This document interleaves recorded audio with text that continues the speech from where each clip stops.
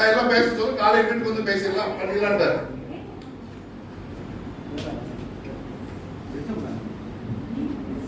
கலத்துறாங்க அப்படிதிய.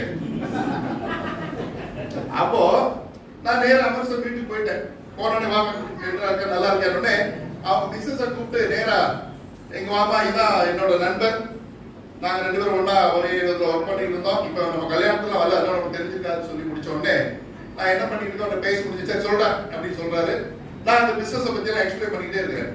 இப்போ வந்து சகோதரிட்ட வந்து நம்ம அவங்க காஃபி வாங்கி போட்டுவான்னு சொன்னோடனே அவங்களோட மிஸ்ஸஸ் அமர்சர் வந்து கிச்சன்ல போய் காஃபி போட்டு போயிட்டாங்க. நாங்க உட்காந்து ஹாலில் பேசிட்டே இருக்கோம்.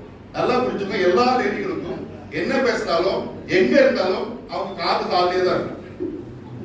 என்ன பேசுறாங்க வீட்டுக்காரர் வந்து என்ன பேசுறாங்க இருந்துட்டே இருக்கு.